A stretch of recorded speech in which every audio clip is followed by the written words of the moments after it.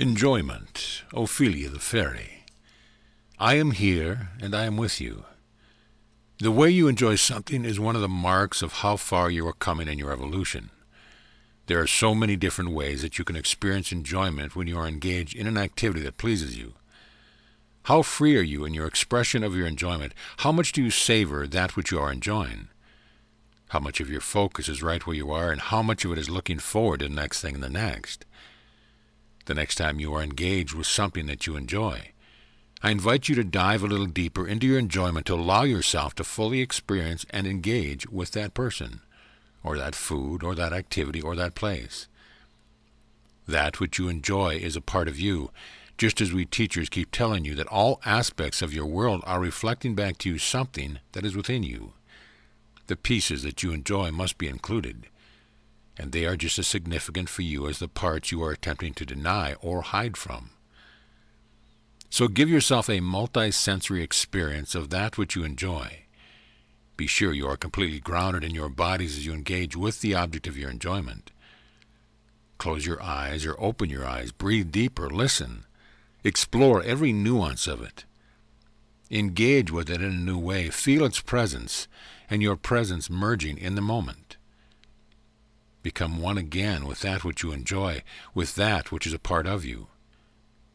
And seek out more experiences with that which you enjoy. Give yourselves permission to indulge. Your enjoyment is just as much a part of your evolution as those fears and traumas that you are integrating at this time. Your enjoyment is just as much of a spiritual practice as those things that you are doing because you believe they are putting you on a spiritual path. You are enjoyable, and you deserve to enjoy fully that which resonates with you. The primary frequency. Your frequency will tell you exactly where you are, and it will tell you exactly where you are going. Your frequency is a product of your attention. Whatever you place your attention on vibrates, and that vibration is not only detected by you, but you usually assimilate to quite easily and rapidly. Therefore, when teachers like myself are guiding you to go within, it is because we understand the true nature of who you are. The true nature of who you are holds a very high frequency, the highest in fact. So putting your attention there will elevate your frequency. And then as you move through your world, you will find that the reflections that you interact with are more harmonious with the higher frequency state that you hold at your core. It is the primary frequency. Therefore, the more attention you give it, the more you will be in harmony with that which is, and that which always will be the vibration of Source. Harmony with self and harmony with Source, and harmony with the exterior of all the same things. So finding your harmony with the frequency that is at your core will give you the most satisfying experience of your external world. I also encourage you to look for that which is in the external world that matches the frequency of your core, and to give your attention to these people, places, objects, music, and whatever else stimulates that knowing within you, that you are seeing mirrored to you a very close approximation to who and what you really are. The more foreign something feels to you, the more discordant the relationship you find to it. Give yourself the experience of moving in harmony with that which is in harmony with you, and know that the more that you spend your awareness on that which is eternal and internal, the more you will see it reflected outside of you, and the more enjoyment you will have of this beautiful universe that is your creation and your playground. Softening the resistance. Softening your resistance is a good place to start. The idea that you can release resistance all at once can be overwhelming and a bit unrealistic. But if you can embrace the concept of softening resistance, then that can take you a long way towards the complete releasing that you are all striving for. So what do I mean by softening resistance then? Softening resistance means existing side by side with that thing or that aspect of yourself, or that idea that you feel so much negative emotion around. If you begin by simply giving yourself the opportunity to experience it, with the intention of letting down your guard, with the intention of exploration, and with the intention of coexisting with it, then you will find that your resistance will soften automatically. I want you all to recognize that whatever it is that you have resistance to is part of your setup for this lifetime. It is not as though you are just resistant by nature, that you are going out looking for things to push against. You have very specific desires for this incarnation, and those desires relate to very specific experiences that you want to have. And one of those experiences was to face this monster that you are so resistant to and eventually embrace it and let it be. Your minds can find it difficult to even comprehend how certain things and certain acts and even certain individuals could be allowed to exist. Therefore, I recommend staying out of your mind, because certainly it is illogical for you to allow certain things to occur in your world. But this experience you are having is not a mental experience. It is an energetic experience. It is a feeling experience. Therefore, when you let go of resistance, I also recommend that you let go of your thoughts about whatever it is that you are holding that resistance towards. Stop with softening. Start with softening resistance to something that is not so big and scary and abhorrent. Let yourself have that experience. You'll find it gets easier as you move forward in this eternal becoming that you are engaged in. You are magical. Somewhere, someone, you existed as pure energy. That part of you that knows itself without physical form has a truth that it would like to share with you. And that truth is that you are magical just as you are. You needn't do anything magical or change anything about yourself to know this magic. You simply are it. So how can you know yourself more as magic and as magical? There's a certain amount of whimsy and flair that goes along with being a magician. The magician entrances the audience.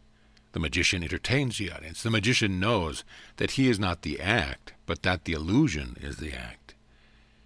You are also working with illusion. You exist in an illusion. And you have the opportunity to entrance yourself into whatever state of being that you want to hold. That then allows the illusion to do what illusion does. You allow it to create an experience. Because you are working with the physical bodies that do not seem to change very much from moment to moment, you have a challenging time recognizing your magic and your power. I want to invite you into the realm of magic. I want you to know yourselves as magicians who play with illusion and form for the purpose of entertainment and experience, with the result of wonder and awe. I encourage you to be your own audience, to allow your life to be your act, and to seek to entertain and entrance yourself. This is your journey. This is your show. The stage is yours. The possibilities are limitless, and your bag of tricks is bottomless. But you must reach in, and you must believe in magic in order to have any chance at all of forming the illusion that you want. Be whimsical and fun, and do not take your act so seriously that it loses its wonder and its aspect of joy. A natural opening. There is an opening that occurs in every one of you when you allow yourselves to sit quietly with no distraction. This opening is in your crown chakra. It is a very natural state for all of you to be in. And were it not for the fast pace of your lives and all the other distractions that you have, you would find yourselves in this open and receptive state more often than you currently do. This is not something that you need to visualize. It is not something that you need to try to achieve. It is a natural thing that occurs when you sit quietly, comfortably, and relaxed.